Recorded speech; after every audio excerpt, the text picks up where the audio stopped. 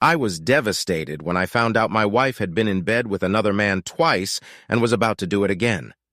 I've read about the overwhelming emotions that hit a person when they realize their once solid and reliable marriage is now just a story. When the emotional storm settled, my marriage was unrecognizable. Everything was gone. First, respect, admiration, concern, and love had all disappeared. All that remained was devastation, pushing me to give up and walk away. I wanted to end my marriage. There was nothing worth saving. My wife had turned our life into a pile of garbage. Susie and I had a bad fight about remodeling our living room. She thought the furniture was old and wanted to redecorate. But I explained it was only 2 years old, expensive, and not worth replacing. She insisted on something new, and I may have made a mistake by suggesting she was tired of me. She sarcastically said she might go to bed with someone else, and in anger I shouted that she should decide what she wants, but not expect me to wait for her. When she mentioned she should have married Bill instead of me, I got furious, yelled that I never wanted to hear her name again, and refused to buy new furniture. The argument ended, and I left for the club to cool down. Bill had always been my main rival, the golden boy in our community. He once had his eye on my wife, but she chose me. Though they met during a short separation, he almost succeeded in winning her over. Despite my hard work and success, Bill's seemingly effortless prosperity made me jealous. I had no interest in pursuing a career in business. My upbringing emphasized the values of hard work, honesty, and reliability. I was taught never to harbor jealousy towards others' success. Despite these principles, a certain sensitivity lingered within me, particularly concerning Susie. The memory of their first meeting and the way he touched her remains etched in my mind. Around 9 in the evening, my home phone rang on my mobile. Deciding to let it go to voicemail, I avoided speaking to my wife. Stress and a few beers fueled my decision. I feared uttering unpleasant words that I might later regret. Upon listening to the voicemail, the message conveyed an apology for an earlier exchange. The caller urged me to contact Susie since I wouldn't be returning home soon. The message hinted at going out alone, concluding with a cryptic remark, it wasn't enough. As I began to recover from our earlier dispute, anger resurfaced. Pouring another beer, I consumed it hastily before setting out to find her. Checking all the town's bar parking lots proved futile. Her car was nowhere in sight. Suspecting she might be with someone familiar, I headed to Patty's best friend's house. To my dismay, Susie's car was parked there. I was saved. Patty's husband greeted me at the door, mentioning the night out and their decision to go bar hopping. When I inquired about Patty's car, he confirmed their presence at a bachelor party. Determined to locate them, I visited the bachelor's place, discovering Patty's car in the parking lot. Contemplating a direct confrontation with Susie, I opted to sober up in the car before taking any action. Around 11, they emerged from the bachelor's place and departed in Patty's car. Looking at a discreet distance, they made their way to a downhill bar, as Dave had suggested. Observing from the parking lot, I anticipated their move to the next location. At precisely 11:30, they arrived at what seemed to be their final stop, a pub and a hotel. Concerned about Susie's intentions, I realized I needed to find out more. Attempting a makeshift disguise with a baseball cap and a plain t-shirt from the trunk, I sneaked into the pub. Seat not being completely sober and my failed attempt at anonymity thanks to my name on the t-shirt. I figured it was better than no disguise at all. Inside, I spotted Susie with Bill, seated at the back of the bar engrossed in conversation. Seeking a discreet vantage point, I noticed an empty bus behind Susie. Silently moving there, I overheard their entire conversation, except for a few whispered moments. Susie thanked Bill for coming, and he reciprocated the sentiment. Bill reminisced about their time together 7 years ago, and twice since my marriage to Susie. Their reunion tonight seemed driven by a desire for revenge after our earlier fight. As I listened, the painful truth unfolded. Susie had betrayed me twice before and planned to do so again tonight. Despite her professed love, her actions revealed a selfish and indifferent nature. Her motive wasn't love. It was revenge, shattering my perception of our relationship. The conversation left me devastated, and I realized I no longer loved her. It was a profound loss, and I nearly succumbed to tears, accepting that it was over. I waited, contemplating how much time would elapse before they proceeded to the room. The words exchanged between them hinted at Susie's readiness, and I could almost envision the smile on her face. Aware of her presence based on their conversation, my anger simmered beneath the surface as they stood up and made their way to the elevators. Pressing the urge to lash out physically, I trailed them to the lobby. Uncertain of their exact floor, I approached the receptionist and requested a call to Pill's room. He angrily answered, correcting my misconception that it was room 422, not 312. Threatening police involvement, he forcefully hung up the phone. Taking the elevator to the 4th floor, I approached room 422. Heaves dropping until their actions became apparent, I knocked assertively, savoring the anticipation of disrupting their illicit rendezvous. Stepping back from the people, I forcefully slammed the door, causing the safety chain to break. The shocking scene revealed my with nothing on wife on the bed, her face turning pale as she screamed. Pills protested, exclaiming, "Oh my God, no," as he recovered. He demanded my departure, threatening to summon security. Despite Susie's pleas, I sternly informed her not to return home. Surprisingly calm, I sat in the car for a while to calm down further. I waited to see if the police would show up or if Susie would leave with Pills. About 15 minutes later, Bill left the hotel and Susie got into her car. They didn't stay in the hotel room after I left, but the damage had been done. Adding insult to injury, or as they say, pouring gasoline on the fire, gave me an idea. I went home and went to bed. I'm not sure when the phone rang, but it was Patty calling. She explained that Susie is staying with Dave and her, so I shouldn't worry. I told Patty that I won't worry about Susie anymore. I don't care. Patty woke me up unnecessarily. I asked about the time, and she said it's 3 a.m., claiming I can't say I don't care, knowing I love Susie and she loves me. Patty shared that Susie is at their place, crying about her mistakes tonight, wanting forgiveness, and asking to come back home. I informed Patty that Susie can't return home, and asked about her previous involvement with Pill. Patty expressed relief for not having a serious hangover and being up since 8 a.m. By 10 a.m., I was ready to face Susie. I called Patty and told her Susie could come back home if she wanted. I stood at the entrance when Susie arrived, accompanied by Dave and Patty, probably to ensure no physical damage. Seeing a pile in the front yard, Susie asked what it was. I explained it's everything reminding us of each other, including gifts, photos, and old furniture. I set our wedding photo on fire as a symbolic act, signaling the end of our marriage. Flames quickly engulfed everything, leaving only ashes and charred furniture frames. I told Susie she won and hoped it was worth it. Our marriage is over, and she can take everything. I don't want anything and hope not to remind her of me. She'll get details from my lawyer. Finally, after sirens approached, police arrived, and firefighters extinguished the remaining embers. I apologized for the trouble, clarifying I burned the remnants of the marriage. I was taken into custody. As they led me away, I saw Susie crying. I spent a couple of days in jail, and a psychiatrist was called to assess my mental state. They discovered that I was distressed and devastated, but still mentally sound, surprisingly. They might have released me earlier, but they wanted to observe me for a few days just to be certain. I paid the bail and retrieved my car from the office parking lot, where I had stored the things I wanted to keep, mainly clothes and personal items. Then my trial began, and I admitted guilt to all charges, receiving a $5,000 fine plus court costs. It was a small cost to end my shattered marriage. Susie contested the divorce, persistently leaving voicemails on my mobile, pleading for forgiveness and reconciliation. Despite the $5,000 cost, I never heard from her after leaving a message on her home phone, expressing that while she claimed it meant nothing to her, it meant everything to me. The divorce was finalized, and I gave her everything she desired just to put it behind me. Pill's wife discovered the situation, divorced him, leaving him in a difficult situation. Susie wasn't the only wife he had comforted during marital troubles.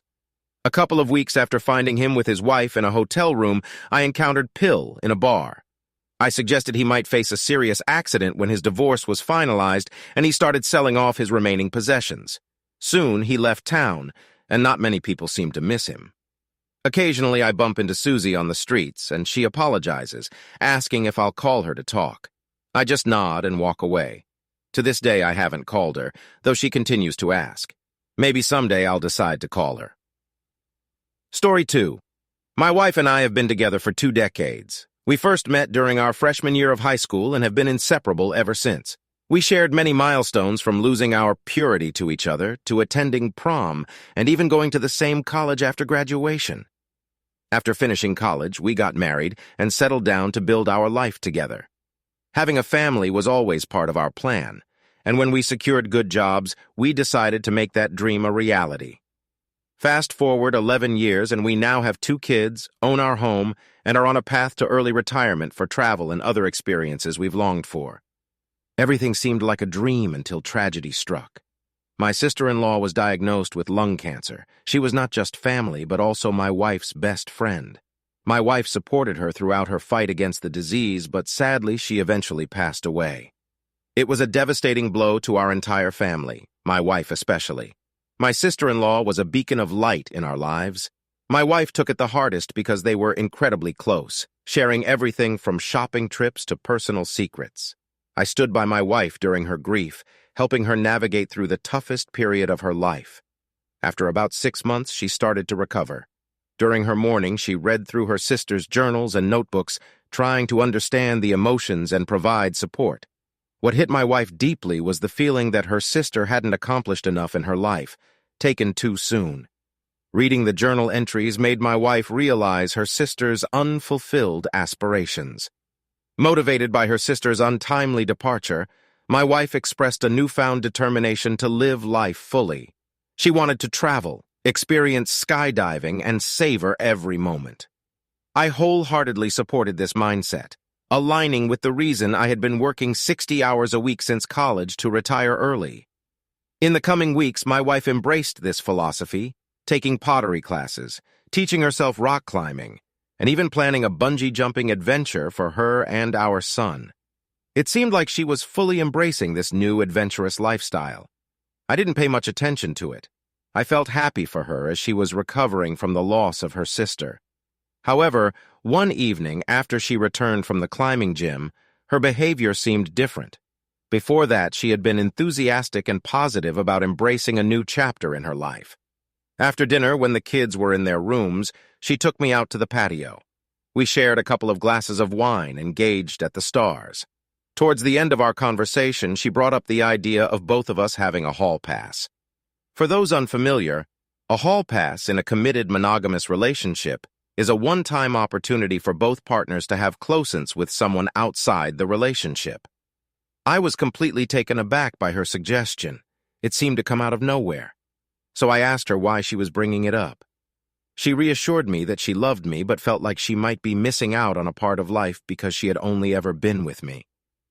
She tried to phrase it in a way that wouldn't hurt me, but it was impossible not to feel terrible when she said that. I expressed my lack of support for the idea. We had been married for 20 years, and I couldn't understand why it suddenly became an issue. I had no desire to be with anyone else, and I wasn't comfortable with her being with someone else either. We were about to go back inside, but I paused and asked her if there was someone she was interested in. She hesitated to tell me the truth, but after a few moments, she admitted that there was someone at the climbing gym she found attractive. She mentioned he had been flirty, and he recently invited her out for drinks. Although she assured me that she declined and made it clear she was married, I went to bed that night feeling uneasy. It took a few days for me to come to terms with what she had suggested. I was deeply hurt, but eventually I forgave her, and we pretended the conversation never happened. About a week later, she told me about an outdoor climbing class offered by the gym, and she wanted to sign up for it. One Saturday, she left early in the morning for the class, or at least that's what I thought. Since our daughter had started lying about her whereabouts, we asked her to leave her location on Snapchat maps for verification. That afternoon, when our daughter claimed she was going to a friend's house, I checked the maps. Everything seemed fine on our daughter's end, but I noticed my wife's avatar was in the heart of the city. I was a bit perplexed because I had been informed that she was heading to a park about 30 minutes outside of the city. Checking the location, I discovered she was at a bar. I tried to make sense of it, thinking she might be hanging out with people from the climbing gym after their climb. However, A sinking feeling in my gut couldn't be ignored, recalling what she had mentioned about a guy from her climbing gym inviting her for drinks. Wondering if she was there with him wasn't too much of a stretch. I was home alone, and the bar happened to be about a 15-minute walk from the house, so I took the dog for a walk, keeping an eye on the map. Upon reaching the bar, I peered through the windows and saw my wife sitting at a table with a man, leaning close and smiling as they chatted for 2 years. The man reached across the table, holding my wife's hand, and she allowed it. While hand-holding isn't necessarily cheating, it hinted at something more. I went home before my wife spotted me there and waited for her return. At the wait, I was undecided on whether to confront her or investigate on my own. When she came home and, before saying anything to me, went straight to the shower, I tried to initiate a conversation, but she dismissed me, citing post-climbing sweat. This confirmed in my mind that something had happened while she was with that man. She had left her gym bag near our bed, and I noticed her phone was still inside. I pulled it out and searched for information about the man, checking her text messages. I found a chat with an unsaved number, starting about a week before she asked me about the hall pass. Scanning through the messages for keywords indicating an affair, I found a few exchanged pictures and explicit messages. Then I saw plans for them to meet at the bar, even coming up with a lie to tell me and his partner. I had no idea who the guy was, but I discovered him by checking the climbing gym's social media, where he was clearly featured in some pictures. He was tagged in everything, and through some digging, I learned he was married with a newborn baby. I was disgusted by what I discovered. Hurt doesn't even begin to describe the pain I felt. I had been with my wife for 20 years, and she was willing to throw all of that away because she wanted to be with another man. I was furious and utterly disgusted by the reprehensible actions of both of them. At the end of their message chain, there was the name of a restaurant, along with a date and time. A week had passed since I found out my wife was cheating on me, and I devised a plan to catch her in the act. While contemplating it, I realized that the wife of her affair partner deserved to know as well. On the day of the planned meeting, I sent a dozen roses to the partner's wife, including details about the restaurant on the card. I hoped it would make her believe he had a surprise for her. Waiting outside the restaurant, I observed her heading in. I followed her inside, and we both noticed our partners holding hands simultaneously. She hurried over, started yelling at him in front of everyone. My wife was surprised to see me, but she quickly got up, insisting it wasn't what it seemed. I asked her to explain the text messages, and she fell silent. I informed her that I was ending our relationship and that she could expect to see me in court. We spent the next 8 months in a divorce battle, mainly over custody. Both of us wanted primary custody, but we ended up with joint custody. I kept the house, and she received no spousal payments. Her affair partner, also divorced, had to pay child support and alimony to his ex. My ex-wife and I recently finalized the divorce proceedings, and we are finally done with each other. I honestly don't know how to move forward. Having only been with one woman in feeling betrayed, I'm unsure about the next steps. My girlfriend and I were together for 3 years before everything fell apart. I believed she was the one and planned to marry her, but she cheated on me with my cousin. It all began when we met at a nightclub 3 years ago. She was the hottest woman there, and I didn't think I had a chance, but I tried anyway. Surprisingly, she was interested, and we've been together since. We moved into my apartment 1.5 years into our relationship, and I didn't question it because I was deeply in love. Then my cousin, who used to live down south, got a job in New York. I helped him get an apartment in my building, excited to have family close by. We were good friends, often playing games online. I thought it would be nice having family nearby once he settled in, and we hung out quite often.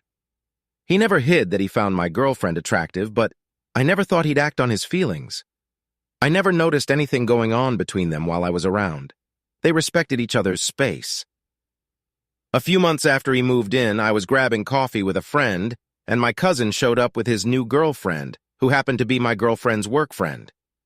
We tried to set them up at a party, but it didn't seem to be going well. They were keeping things low profile, not wanting to pressure their relationship. Finding it amusing, I wanted to surprise my girlfriend with the news. I texted her to come to the cafe for a surprise, but she replied that she couldn't because she was hanging out with her friend. Ironically, the friend she claimed to be with was sitting across from me at the cafe. She lied about her whereabouts, and I, in turn, lied to my friends about her having a migraine. When I got home, she was nowhere to be seen. However, I noticed makeup on the bed, and she had clearly tried on a couple of outfits. I felt really nervous, thinking something was going on that I didn't know about, and I needed to talk to someone. I walked down the hall to chat with my cousin. Despite loud music playing in the background, I knocked on the door persistently until he heard me. After some shuffling, he opened the door, trying to dismiss it by saying he had company and would come over later. Once again, I had no reason to believe my girlfriend was cheating on me with my cousin, so I didn't assume it was her in there. It only dawned on me when I saw a shirt I bought her for her birthday on the arm of the couch behind my cousin. I played it cool, nodded my head, and returned to my apartment immediately. Once there, I searched for any other signs of cheating. Eventually, I went into her laptop, checking her Facebook messages with my cousin.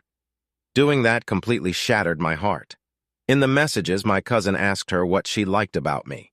She mentioned finding me funny with a good personality, but he insisted I wasn't her type, claiming he was. My girlfriend didn't disagree.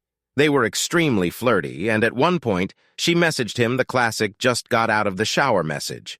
After that, they exchanged suggestive pictures with very explicit messages. Earlier that day, my cousin had messaged her, expressing his inability to stop thinking about her and his need to be with her.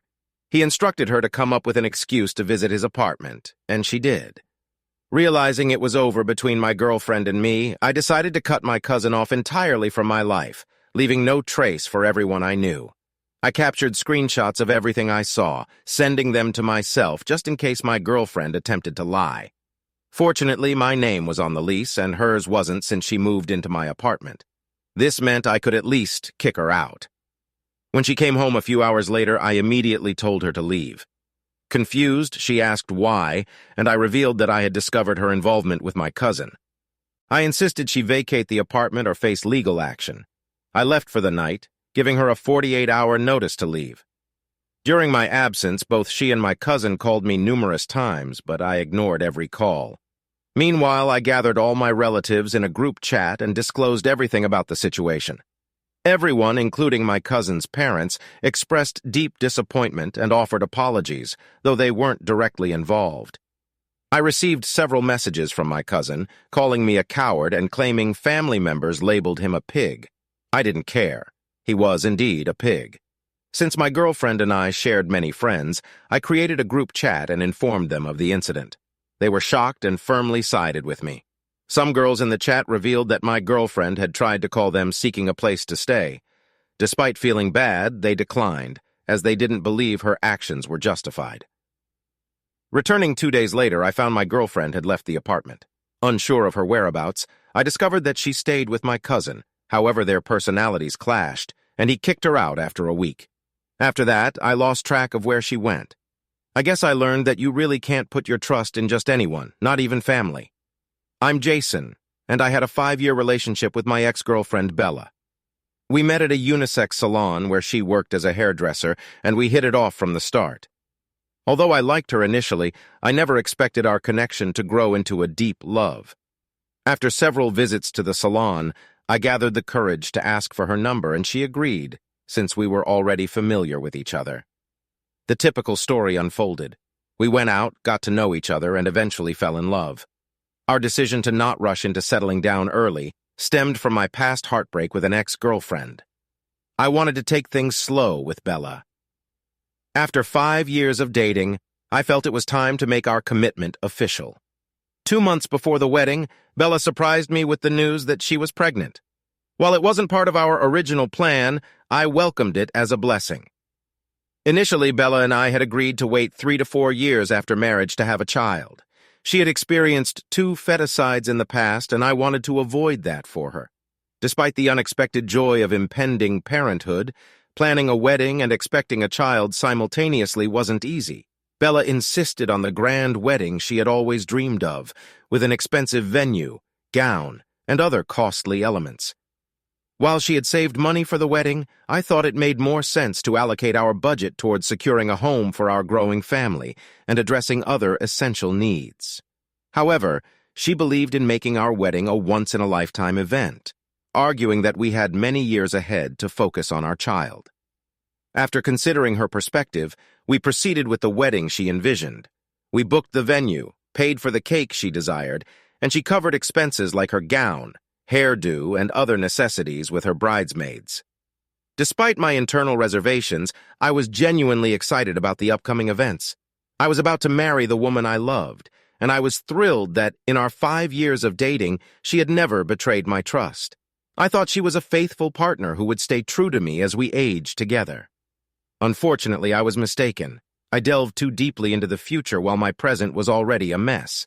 Unbeknownst to me, as I smoothly planned our wedding, investing my savings to create her dream ceremony, Bella was cheating on me with someone close. I wouldn't have discovered this if her jealous lover hadn't confessed the night before our wedding. That evening, as I returned home early to prepare for my bachelor's party, my best man called, requesting a meeting to share something important. We agreed to meet at a nearby coffee shop. When we sat down, he looked uneasy, apologized in advance, and said he needed to get something off his chest. I feared he might cancel on me the night before my wedding, but what he revealed was worse. He disclosed his history with Bella, claiming he loved her too much to witness our marriage. At first, I thought it was a prank, searching for hidden cameras or friends recording us. However, he showed me a sensual picture of him and Bella, and my heart sank. He also shared a text from Bella about sneaking into her hotel room later that night for our wedding. Seeing that message dispelled all my doubts, and I tried to contain my hurt as a man, but tears welled up. The revelations continued. He admitted to being responsible for Bella's pregnancy. They planned for her to tell me it was mine, avoiding suspicion and preventing a breakup. At that moment, my world seemed to come to a standstill. Countless thoughts raced through my mind, making it tough to accept that the woman I loved and held high expectations for in our relationship was carrying my best man's child. I was furious, imagining if my anger were visible, my best man would have seen smoke. When I'd heard enough, I exploded in anger, throwing the chair I sat on and storming out. Trying to control my rage, I punched him when he followed and grabbed my arm. Then I drove off. In my car, I called the wedding venue to cancel, managing to get home without crossing any limits. Once there, I cried intensely, devastated by Bella's treacherous betrayal. While still mourning, she called about canceling the venue, and from my voice, she sensed my distress. I didn't sugarcoat it. I told her I knew everything, officially calling off the wedding. It took her a moment to grasp, and as she realized I was aware, she cried and begged over the phone all night. Despite my insistence that I wanted nothing to do with her, she kept calling. I avoided sleeping at home, expecting her attempts to beg in person. She even suggested we still get married and sort things out afterward, fearing the shame of a last-minute cancellation, especially after boasting to her friends. Our wedding never happened, and I can't forgive her for what she did. All my efforts and sacrifices of 5 years vanished. I yearn for legal recourse for heartbreaks and infidelity, wishing to drag her to court to make her pay for the wasted years and pain she caused. We haven't seen each other, and she lacked the courage to face me after I called off the wedding. I moved into the house I rented for us as a surprise, healing and moving forward daily. Surprisingly, my former close friend and best man tried to apologize and explain their affair, but I wasn't interested. I told him we could no longer be friends, and he had no place in my life. Since then, we haven't made contact, and I'll never speak to him again, considering it childish, but I don't care. All I didn't keep is child. She aborted it as payback, and they are no longer together. I've learned my lesson and won't love deeply again. At times, I wish I had invested my resources and sacrifices in my life, a far better use than wasting them on a promiscuous woman. But as they say, where there is life, there is hope.